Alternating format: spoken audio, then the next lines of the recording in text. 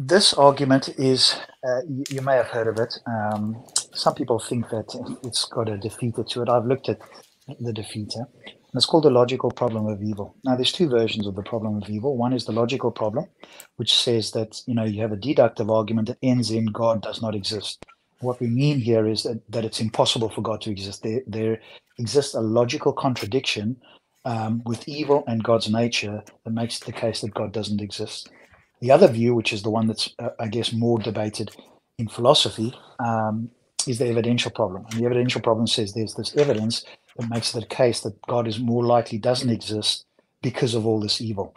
Now, there's various arguments in favor, and there's various, what's the word for it? There's various defenses to this. There's a specific name they use for it. It just escapes me at the moment. So things like the free will defense, soul building, etc. Right? So there's a number of defenses against it. But none of those defenses work against the logical problem. The logical problem is a much stronger argument, and it requires, it ultimately means that you've got to make a very strong claim that it's impossible for God to exist. Now, most atheists won't do that, either because they don't feel like they can, or they may be not comfortable with this argument, or whatever the case is.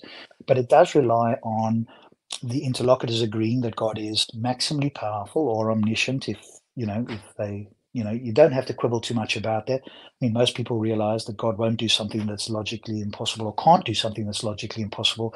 Things like create a squared circle or a married bachelor, or both exist and not exist at the same time, or whatever the case is. So most people that have at least a modicum of understanding will accept omniscience or being maximally powerful. And I think, to me and most people, that's interchangeable. So it needs to be maximally powerful, all-knowing, so that he knows all true propositions, and omnibenevolent, that is perfectly moral. I'm going to go through it, and then I'm going to tell you what you need to do with it.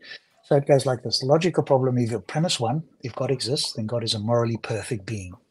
Premise 2, the world is morally imperfect now.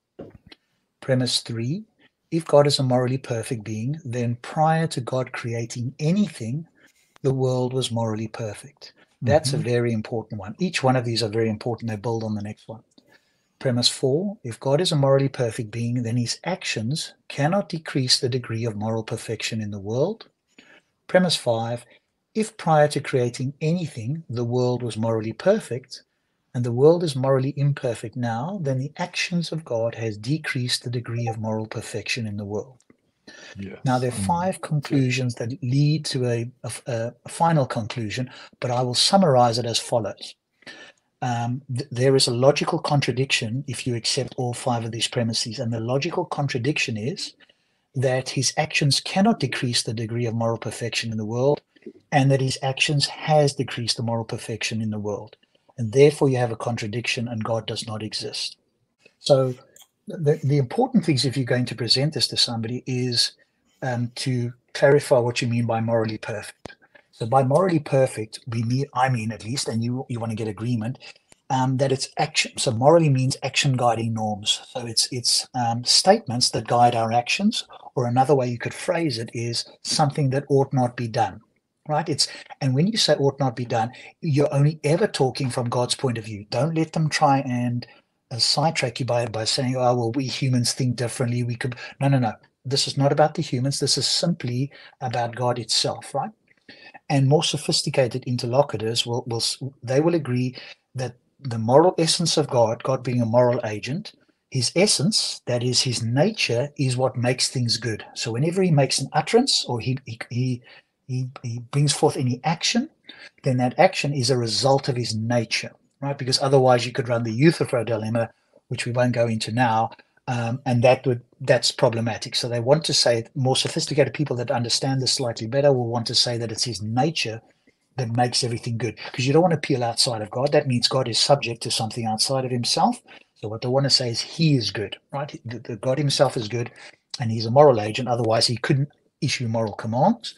And so by moral here, we mean something that ought be done or ought not be done by God's standard, or action guiding norms, things that guide actions, both God's or ours. And how does that happen? Through God's nature, ultimately. And then perfect simply means it cannot be improved upon, right? So it's at a maximal level. There's no improvement that's possible. Perfection is unimprovable is another way of thinking that. Once they agree with that, then we go to premise 2, the world is morally imperfect now. Now, some people have pushed back on this and go, what do you mean by world? Here, world simply means, it's a philosophical term that means all of reality, but it's just truncated to the word world, which means all of reality. Because of course, God himself, prior to creating anything, there was no moral imperfection if he was morally perfect, which is what the first premise states. So most people, again, will accept that there's moral imperfection now. And of course, they're not thinking about God, but they are thinking about, God's creatures, us, in other words. We are morally imperfect. Therefore, there's moral imperfection in the world, and the world is simply all of reality. Then premise 3, I've actually swapped this around because I prefer it this way, having done this now with a number of people. If God is a morally perfect being, then prior to God creating anything, the world was morally perfect. Now, this is important, and here's why. Because it means that if they accept this, it means that God did not have to create. And this is very important, because if it were the case that God had to create, had to bring forth creation, then this argument wouldn't work. But the fact that God has got free will in whatever sense, and that's entirely problematic in and of itself, but we're not going to argue that at the moment. Most theists will accept, in fact, everyone that I've run into will say that God did not have to create. In other words, another way you can think about this is that creation is a free gift. God wasn't obligated to create. He's necessary. He's not contingent. He's not required, and something else isn't required for him to be God. And so creation is something that he chose to do, but he could have chosen otherwise. That's very, very important, right? Once they agree to that, then you're in a very strong position. Because now it's the case that anything that comes as a result of creation was an act that God brought into existence, and that he knew the future, which is why he's got to be omniscient as well. So he knows all future propositions that are going to be true. And what we mean by true there is that will happen, right? Because you can't have a future proposition or a future state of affairs that doesn't happen. That would be false, right? So he knows all true propositions, and that includes all future ones. Now, there are some people who think that they're called open theists. So there's some people who think that God doesn't know the future in that way. They think that God knows all possible states of affairs, but he actually doesn't know which one they're going to take. But that undermines his omniscience. Right now, you're saying that this being actually, in fact, doesn't know exactly what is going to happen in the future. He just knows like a maze. He knows all possible options, but he doesn't know which one is going to be taken. So that wouldn't really work. That would just undermine God. So open theism is not a good response to try and get out of this. So once you've got to premise 3, where they've agreed that creation wasn't necessary, that it was a free act of God, then we move to premise 4. And premise 4 is, if God is a morally perfect being, then his actions cannot decrease the degree of moral perfection in the world. I've got a number of people have objected to this. But if you think about it, all this is saying here is in a sense, it's like a restatement of premise 1, right? If God exists, then he's a morally perfect being. And we agreed originally that morally perfect means only things that ought be done. All right. And if that's the case, then this premise is reiterating that in a different way. It's just saying that if he's morally perfect, then his actions can't decrease the degree of moral perfection in the world. Why not? Because that's what moral perfection means. It means that you can only do things that are in alignment with your nature, and your nature is morally perfect, and therefore it's only things that ought be done. And then the final premise is, this is obviously where most people object, because if they don't object to this, then God doesn't exist. If they've accepted everything else and they accept this last premise, then God doesn't exist. So most people will object to premise 5, which is, if prior to God creating anything, the world was morally perfect, which was premise 3, and the world is morally imperfect now, which was premise 2, then the actions of God has decreased the degree of moral perfection, right? That it almost sounds like a conclusion, and in some senses it's like a semi-conclusion, because if you agree that this is true, then ultimately the conclusions do follow logically, and God doesn't exist. So that's where most of the pushback will come, and most of the pushback comes in the form of the free will defense. But hang on a moment, God gave us all free will. Now there's a number of responses you can have to this. You can say, for example, hang on, what do you mean by free will here? Because you can appeal to heaven and you can ask them. There's a number of options that they can go. And I say to them, for example, do people have free will in heaven? And a lot of theists say yes, it does. And I say, is there any evil in heaven? They say no. I say, okay, so you now do have a state of affairs where you can have free will and nobody chooses to do evil, right? And of course, once they realize that, now you'll sort of have some backtracking, or you'll have people wanting to claim something else at this stage. Now they'll shift the goalpost. The other option is, if they know this, then they might say something a bit more advanced, which is they might say, oh, no, you can only have morally significant free will if you can, in fact, choose evil and you actualize some evil. Because if it's the case that you know the difference between good and evil and you only ever choose the good, well, then you don't have morally significant free will. This is sort of Alvin Plantinga's response that some philosophers have taken to be a very strong response against the logical problem. I've read it and I don't think so. And the reason why is because, of course, creation wasn't necessary. That's the key premise there, right? Creation wasn't necessary. And Plantinga thinks that that either creation is necessary or that God couldn't have created, morally perfect creatures, because otherwise they wouldn't have this morally significant free will. And in order to have this greater virtue, which is morally significant free will, then you've got to be able to actually choose the evil and actualize it. The problem, in my view, with that is, well, hang on a moment, but God has the ultimate, free will, doesn't he? He's the ultimate moral arbiter, and at no point did he have to choose any evil or actualize evil to know what evil is and to be morally perfect. So to me, I don't think that this response is a good one. And maybe there's something I'm missing, but I just don't see this as being a good response. So you'll typically run into free will.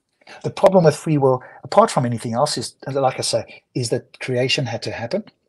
Creation did not have to happen, which means that if there was no creation, then the world, i.e. God alone, which they agreed to earlier, then there would be moral perfection. The moment he created, and he knew that he was going to create what's called creatures with trans-world depravity. So the idea is that with what? At least by Alvin, trans-world depravity is the idea that God could not create morally perfect beings, because if he did so, they wouldn't have this morally significant free will. So they are created with a built-in, let's just call it mechanism, where they are going to fail at some point. Every single human being, apart from Jesus, apparently, is going to fail. And that's what gives them this morally significant free will.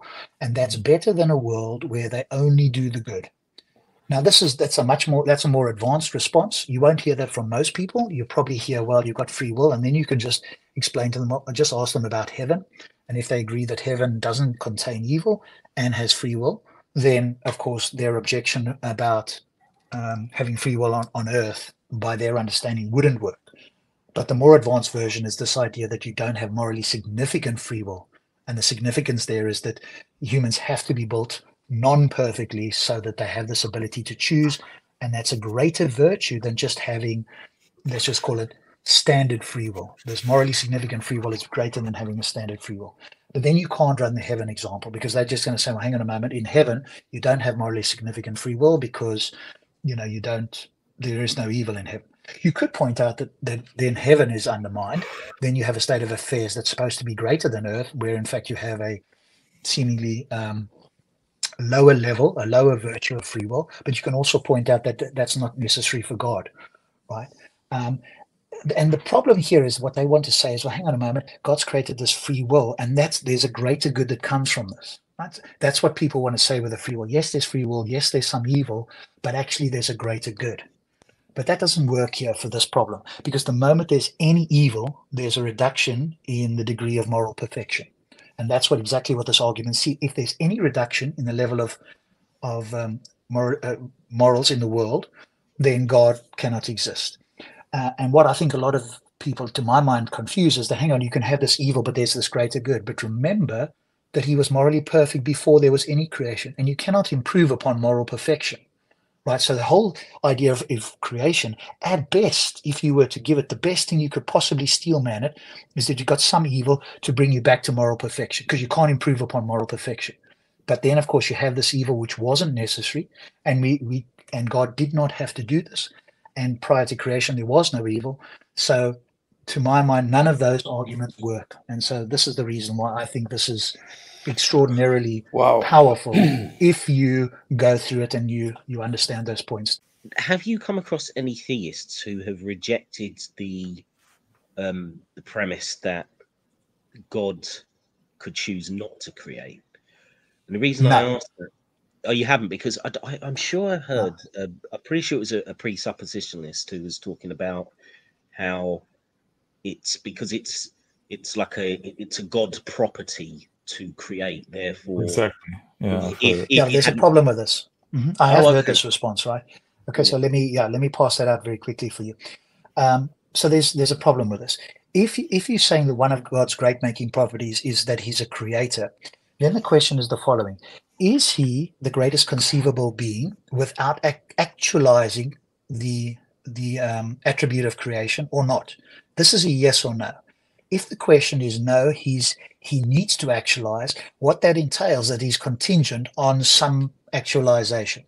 But no theist really wants to commit to that, because that means that God on his own isn't ultimately powerful. They require some action of God to make him God. Absent that action, he isn't God, because actualization makes him the great making person.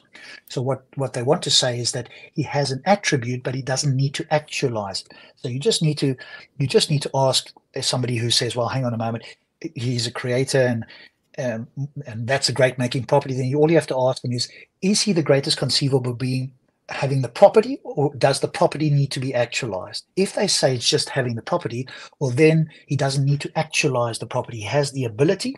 It's like you have the ability to love, but you don't need to have a person to love. You know that you have it because you're an all-knowing being. You know you have the ultimate attributes. You don't need to actualize them. So just ask that question, and then I think that won't be a problem for you anymore. Because if they accept it, that he doesn't need to actualize it, well, then creation is still a free gift. And then it's a case that he wasn't obligated. Because if they accept that he is obligated, the further thing is that then he's contingent on that creation. In other words, the creation is necessary for him to be a great making being. And prior to that, they'd have to say that he wasn't great. He can choose.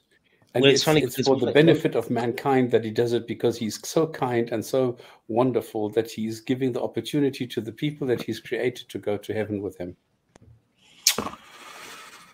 I think I heard that notorious precept on what's his name, Darth Dawkins. I think probably most people have heard of him. He's a very difficult character. But I've heard him say that God needed to create, obviously he's talking from a Christian perspective, God needed to create or have the Jesus aspect, because without the Son experiencing human love, God couldn't be all loving. I might not be expressing this that well, but I don't think he'll say it that way. Yeah, I understand that view, right? But the view is that Jesus, the Father, and the Holy Spirit existed eternally as a triune, right? So there wasn't a creation process there. The creation process was simply to bring about the state of affairs for humans after creation. Prior to creation, there was still Jesus. He just wasn't in a human body. So I don't think that Darth or anybody else is going to say that the bodily creation or the earthly creation or indeed the universe is necessary for the triune God to be, a great making God. So it's still the case that even under their view, creation is a free gift. Not necessarily. That's where triads come from. Well, I think he wouldn't say it was necessary for the triune God to exist. It would be necessary for God to be able to feel the full spectrum of lovingness. He would have to be, as an individual on Earth, to be able to experience the kind of equivalent of human love. Their view is that God the Father loves the Son loves the Father, and they both love the Holy Spirit, and the Holy Spirit loves them. So that love is already actualized, and it doesn't require actualization of creation, because otherwise, again, they're back in the same position, that now the triad is contingent on physical creation of human beings to actualize their love, which means that they can't be the greatest conceivable beings prior to some sort of creation. I don't think any theist will go that route. What I have heard a theist go is they deny, amazingly enough, that God is morally perfect. And the really? distinction they want to make there, what the distinction, and actually there was quite a smart guy that I spoke to about this, the distinction they try to make is to say, well, hang on a moment, we, in order to be a moral agent, you've got to follow commands, right? It's action guiding norms. But hang on a moment, God is the ultimate. His actions aren't guided by anything, right? But he guides our actions. So he emanates commands to us and we ought follow them, right? What ought be done by God's lights. But I have to remind them that in fact, God is constrained, if you like, by his nature. And what is his nature? His nature is omnibenevolent, morally perfect. So any action is guided ultimately by God's nature, and so are we. So this attempted objection to say something like, well, God isn't actually morally perfect because he isn't a moral agent in the same way humans are, I think is also fails as far as I can tell. Have you had any convincing attempts at rebutting this from Muslims, or is it mostly Christians you spoke to? No, they'll do the same thing, right? And like I say, the immediate rebuttal from most people is the free will defense. But the free will defense, you can, as I say, you can appeal to heaven, or if they are a bit more articulate and they want to try the morally significant free will, then you can appeal to God or heaven again. But none of this actually works because remember, creation is a free gift. That is the most powerful thing. If there's any premise that is necessary for this, I mean, they're all necessary, but that one destroys the free will defense as far as I can tell, at least, is that creation is a free gift. Because if there were no creation, there'd be no free will necessary. There'd be no instrumental evil. Remember, instrumental evil is simply the idea that there's some evil for some greater good. But what we talk about in evil is not instrumental evil. And this is again, sometimes theists want to try and play hide the ball. If they're a little bit more literate, they try to play hide the ball. What we mean by evil is simply something that ought not be done, all things considered. That's the phrase that comes afterwards. Right, and a good example of this, if that's not clear for anybody here or anybody listening, right? Think of the example of a child being vaccinated, right? If there wasn't a greater good, then we would say, sticking a needle into a child's arm without any greater good, that would be an evil act, right? But is it evil to vaccinate a child? Well, I think most of us are going to say, unless you're an anti-vaxxer or something, most of us are going to say, yes, it's a good act, because that small amount of pain has, in fact, it's instrumental in having a greater good, which is some sort of greater immunity against the whatever the disease may be. So that wouldn't be considered, all things considered, an evil act. It would only be considered, all things considered, an evil act if you just jabbed the child and there was no greater good coming from it. But that's not what we mean by evil. That's not what theists mean by evil either. And so you wouldn't allow them to shift the goalpost and try and appeal to instrumental evil, because that's not what we're talking about. But here's the other thing that happens with this, right? What sometimes you might hear people say something like, there's a creator-creature distinction. And what they want to try and say is, well, hang on, the creator is good, but he's good in a way that is not the same as what we understand. The problem with this is that unless you understand good, it's unintelligible. So all you're saying, really, it ultimately becomes the creator is blur blur, and we are doing whatever the actions are. But that doesn't work, because in order for us to do good, you have to have a moral standard. That's what most theists want to appeal to, even those that don't appeal to divine command theory. Divine command theory is that everything that comes from the divine is ultimately good because the divine is good, right? That's the idea. Now, there are people who try to avoid that.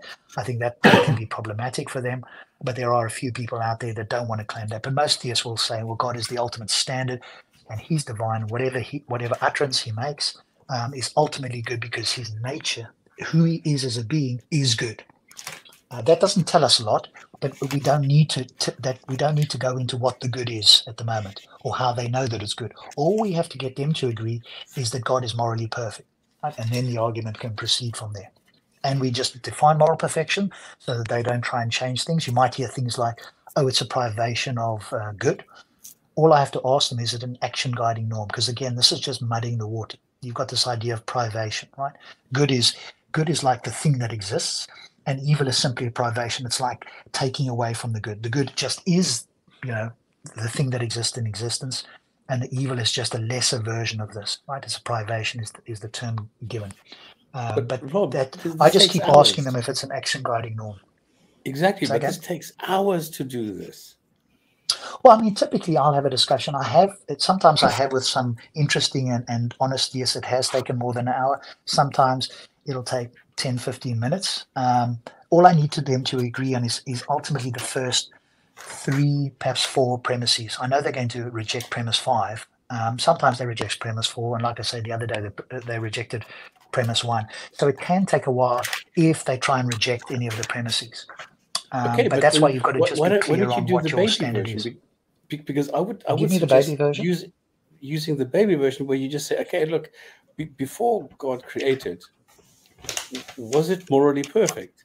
Yeah, sure. Mm-hmm. I mean, they need to agree with that. And then you can just say, well, today it's not. So what is the difference between then and now? Well, it's God's actions. So God's action is what actually corrupted the world. Full stop. Yeah, but that's where you'll get the free will defense. And if you don't have some of those other premises in, it can appear, not to you necessarily, but it can appear like they've given a rebuttal. But Bob, it's not about the free will. It's just the action of a God. Of God, it's not, exactly. You don't need to go to this level of the free will. You can stay on top of the basic. The basic premise here is, number one, God existed in a perfect world. Number two, today we don't have a perfect world. The difference is God. So therefore, this God cannot exist in this way that it's a perfect God. So it's a corrupt God. And this is what I call the baby you're not even going to say it's a corrupt God. You don't have to go through the free will thing. Well, you're not even going to say it's a corrupt God. You would say that God doesn't exist. But that's why you do have to, I think it's absolutely crucial. However you do it, you could try the mini version. I think you just might have more pushback on that. Because this argument, why I like it, is because it eliminates one after another. Once they agree, it just eliminates that they can go back to and try and wiggle out of it. With your one, I think they could try and wiggle out of it here and there. But I think what is crucial is to get them to agree to the tri-omni God. If they don't agree to that, right? And like I say, you have open theists, people who think that God doesn't know, the true state of affairs in the future. You also have the other objection to this, by the way, just in case you come up against it, is something called skeptical theism. And the idea here is that, in fact, what we perceive as evil isn't in fact evil. So what is happening with human beings, this murder, isn't in fact evil. It's in fact good at a greater level. And the skeptical theist wants to say... Like God works in a mysterious ways. Do you think? Yeah, in a sense. What they want to say is that God's ultimate plan is inscrutable. Inscrutable simply means that it's beyond human cognition to understand. So God himself couldn't even present it to you because it would just blow your mind. Right. And so skeptical theist says, well, hang on a moment. I don't accept that this is ultimately evil. There is a greater good. When you ask them, what is this greater good? How can you establish it's a greater good? They will simply appeal to the inscrutable nature of God. That has many problems with it. We've been talking about it in class the last few days. People are much smarter than me. And it leads to problems doubting God's intentions entirely. If you go that route. That's just one objection. There are many others. Skeptical theism might be another response they will attempt to give you to try and get out of this. It's normally given to the evidential problem of evil, but occasionally people might confuse it and offer it as a defense against the logical problem as well. Of course, there may be theists. I mean, I'm particularly thinking of, say, deists who might not attribute perfect morality to a God. So but that's not the problem. Yeah. Those are not the problem, because they don't make any claims regarding our life here at the moment. Oh yeah, no. I realise that. I'm just saying on a philosophical level, there'll be other kind of conceptions of God that could survive the argument. But yeah. So there's two ways you can go with that, right? One way is to do what I do. I actually truly and honestly now define God as a maximally powerful, omniscient, knowing all true propositions, omnibenevolent, morally perfect, and perfectly rational. And what we mean by perfectly rational is that God's goals, his outcomes, are always met in the most ultimate or perfect way possible. Because otherwise, it could be the case that they could say, well, he's got a roundabout way of getting to X, Y, and Z. But those are your expectations. Correct. Now, if somebody comes along, but there's reasons for it as well, so I have thought about this quite a bit. And so I'll give you guys some reasons and you can push back, because the theist might push back. They might actually agree. Now, somebody like a Darth Dawkins will push back because he wants to widen the definition of God. I actually don't want to widen it. So in the case with where one of you guys was saying there that you're appealing to deism. Well, deism isn't God. You can call it something else, but my life, that's not God. Right? God requires these properties. Absent these properties, then you're not talking about God. You're talking about a demigod or a sub-God or some other entity. Exactly. Yeah. But that's not God. And I'm an atheist towards God. And what is God? Right? The omni-properties. So taken that way, but now you might push back, and Stops might do so. You might say, well, hang on, Rob, why are you taking that view? So there's a couple of reasons. Number one, I think that's what the majority of people are committed to, whether they know it or not. If you're a Muslim, exactly. or if you're a Christian, you committed to an omni-God. Because if you don't have that, well, then you introduce skepticism. Exactly. And it becomes less than the greatest conceivable being. Another reason for this is it prevents people from labeling things God. Like you've probably heard it yourself. People say the universe is God, right? They might say that Zeus is a God. Well, no, it's not, right? If we clearly and more narrowly define God, then none of those are God. Those are just other powerful entities or beings or whatever the case is. And it's similar with a deist, right? That is not a God. You could call it, a creator or something, but it's not going to have the great making properties. And the third thing, I think, is because what do most people understand to be God, right? A supreme being. And I heard it today multiple times. I was on Clubhouse. What is supreme? The greatest conceivable being. Anything less is going to be sub-supreme, not supreme, right? And so once you define it that way and you get agreement, then you can't wiggle out with what you said there, Drastic, that you're appealing to that. That's one way you could do it. So you can more narrowly define it like I have and give reasons why you think that that's the definition that people ought to hold. The other option is you can take a wider view like Stops or maybe other people might want to do. But then what you'd have to do, and Ozymandias is now on Clubhouse. You guys, Stops will remember him from years ago. He's a great guy and he's been on there quite a bit. His view is that all you need to do to defend atheism is have different arguments for different versions of God. Right now, I have got one because I'm using the logical problem against a more narrowly defined version of God, which I actually do think is what we ought to call God. Anything else just muddies the water. Or you can do something that goes, okay, I'm going to give an argument against the omni-God. I'm going to give an argument against the deist God. I'm going to give an argument against whatever other God you want to do. But now you're committed to giving different arguments for different conceptions of God. So you'd have to have all these arguments lined up and ready to go, and you'd have to give them one after another. And that way you could knock down every single conception of God. I think that's just hard work to do it that way. You could if you want to be like far more charitable on the word God, but I think then you're going to be ending up with people calling the universe God. And how are you going to defend against that? What are you going to say as an argument against the universe being God? Right? Because we think the universe exists as well. We just don't call it God, and I don't think we should. So it prevents people from making that maneuver. But then also by my lights, a deist is actually an atheist. So some people won't be happy with that. Right? That is one of the problems with taking my view. I wanted to ask you about that actually, Rob. I mean, could you sort of elaborate your justification for that, because it's not something that I really heard before, that deism. And I mean, I can understand from the point of view that there doesn't essentially seem to be any difference between a world with a deist god and a world with no gods, because there's no interaction and there's nothing that's demanded of anyone. So I can see from the point of view of saying there's no practical difference, I would agree. But are you arguing from that point of view, or are you saying a kind of no? I'm simply defining God as the supreme being, the greatest conceivable being, and there's certain minimum characteristics of a greatest conceivable being. A, that it's supposed to exist, obviously. B, that it's maximally powerful, all-knowing, omnibenevolent. We could actually list out a lot more great making properties. I think a lot of them are going to be controversial. I don't think those ones are.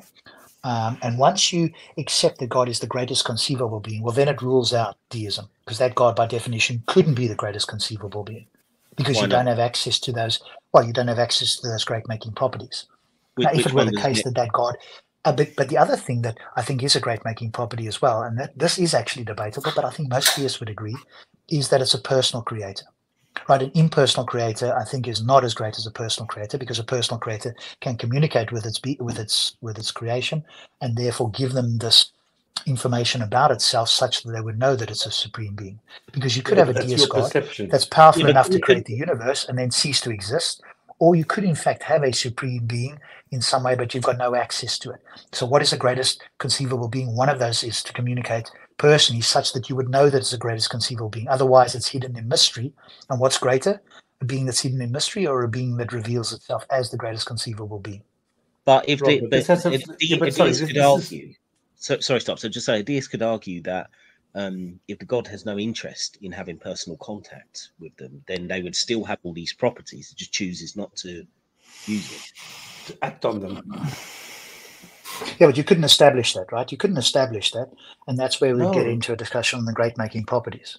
Exactly. Like, because one of the great making properties is flawed, because on the atheism TV show in German, we have a moderator who is a pantheist, and this is exactly his argument. He says it is the greatest conceivable being, yet it doesn't act on that. It doesn't need to, because it is so great that it doesn't need any kind of personal gratification coming back from the humans, because exactly it is over and above this. And I think this is the case that Drastic is trying to make. That's that's what I'm saying. Okay, so you're saying that the greatest conceivable being is, well, let me just check in with you, or with the guy that you maybe know his view better than I do, Stops. Is he going to agree that minimal great making properties is a maximally powerful, all-knowing, omnibenevolent, personal? Okay, he's not going to say personal. So is he going to accept the three omnis? Exactly. Everything else, yes, not personal. Okay, so then the question is, how would he know that it's omnibenevolent, or that it knows all propositions, or that it's maximally powerful? You can assert it. No, you can't ask a logical question about this. You can't. It's just one of the. Yeah, but then it's a baseless assertion, right? And then the question, of course, to it me, is, Rob. Yes. But then the question to me, to that person who claims that he's a pantheist, is: do you accept that revealing yourself is greater than keeping yourself hidden? If he's going to say no, well, then we can discuss that. Absolutely, yeah. I agree with you. Yeah. See, that's why. I wouldn't say that it necessarily makes you better or worse. I think you could argue that it could be neutral. I mean, why? But no. If the God didn't feel it was needed to reveal itself, if it doesn't think it's important, say, for you to live your life knowing that God exists, then it wouldn't reveal itself. Yeah, but isn't so now you're asking if God, if his nature is to want to be in contact with the humans, and you're saying just not in his nature to be isolationist from humanity. Well, to be revered, it doesn't require reverence. Okay, but I think if you accept those three properties, then, as far as I can tell me if I'm missing something, then the logical problem of evil still runs against that being, right? If it's the case that creation is a free gift and you have the omni properties, then and there is evil in the world, then the logical problem will still entail that God doesn't exist, whether it's a quote personal God or not. If you want to just assert that it's the same sort of God as a personal God, because they at least have a justification that God has given them access to this information. Whether they can prove it, that's different, right? But at least in the theology, if you're going to do an internal critique, in Christianity or Islam, you can derive great-making properties from the text. And the text is what? God's personal creation. But if, let's say, you had that same being, but there was no interaction with the beings, but they want to claim that he has those same properties, well, then it seems to me that the problem of evil would still run and be successful against that God as well. So now you would have to appeal to a God that doesn't have the omni properties. But then, to my mind, then God doesn't exist. So now you're appealing to something not God, which just means that you conceded the argument that God doesn't exist. That's why it's so important up front to get the three omnis, right?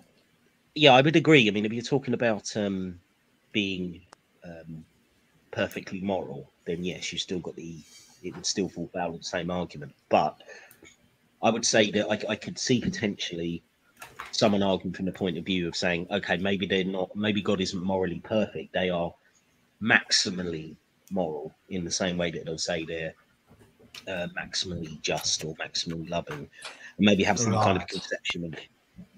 I mean, it might be a very fringe way of arguing, but I think the problem, I think there's a symmetry breaker there, which is that with maximal power, there's a logical entailment to that. Now, with maximal benevolence, I don't see the logical entailment. And I guess what I mean by that is what most theists that are at least understand the topic, they're not going to claim that God can do things that are illogical. I mean, I've come across one or two, but even when you try and explain it, it's like you can see that you're not going to be able to penetrate, and you just have to let those people go. But most slightly more sophisticated people that understand it, they're going to accept it, and I'm going to accept it as well because I'm doing an internal critique. That omnipotence is God can do anything that is logically possible. So God is bound by logic. He cannot make a squared circle or a married bachelor or exist or not exist at the same time. Because if they accept logical contradictions, well, that just means that their worldview is potentially absurd. Because then they've been given the message and not given the message. Now they are accepting logical contradictions. So most theists won't want to accept logical contradictions. But with the omnibenevolence, I don't see that there's a logical contradiction there. So to say maximally good, to my mind, is analytically, that is to say, it is exactly equivalent to saying morally perfect. I don't see a distinction there. And if you're going to say, well, it's less than perfect, but it's still maximal, now you'd have to explain why it is that essentially you're saying that God is imperfect, or that he can be less than perfect but still be maximal. That would be, to my mind, well, you're saying it's as close to moral perfection as it's possible to be. I suppose that would be a way of saying it.